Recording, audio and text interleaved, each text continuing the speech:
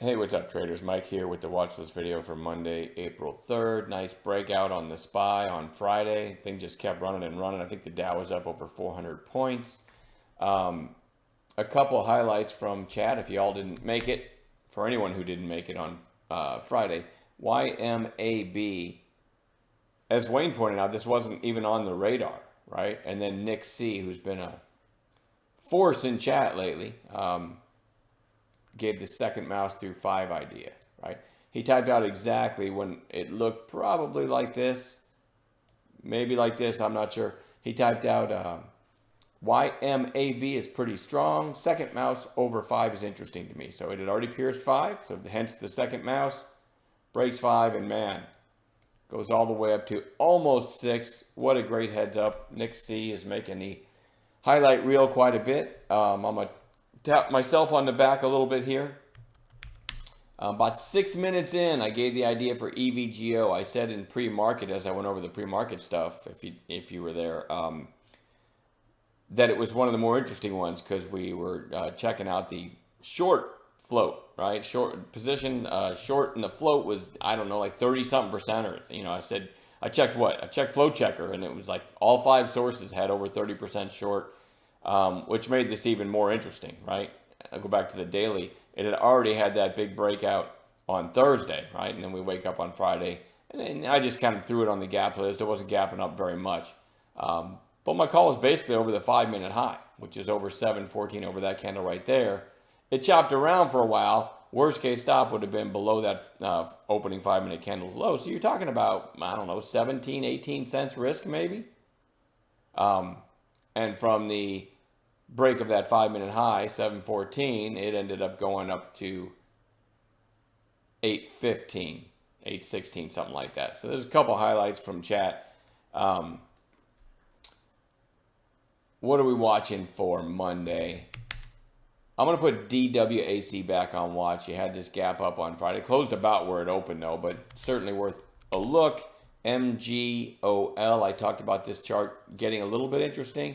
4 sessions ago, which would have been Tuesday, topped out at $1.50 or $1.51. $1.50.76, I don't know how that happens.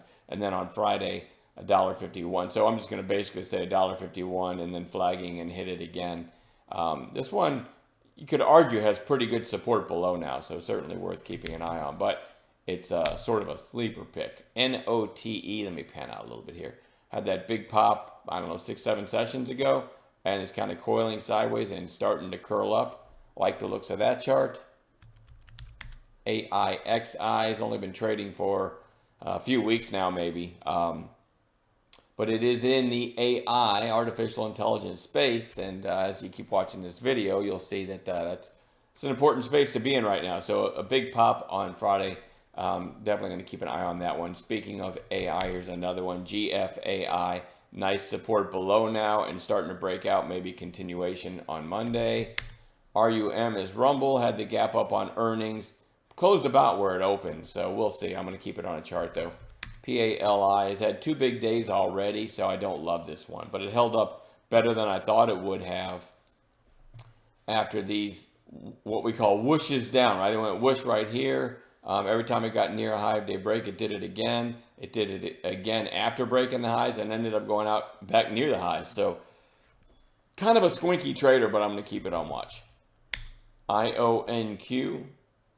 Let me pan out a little bit here. Nice breakout, but closing well off its highs. That one goes on a chart. Already talked about EVGO. It's already had a big 2-day pop, though, so I'd like to see it come in a bit. But then the mother of all AIs is the actual symbol AI, which had a huge rip on Friday. So I don't know. I'd like to see it come in for a couple days, but it's certainly going to land on a chart.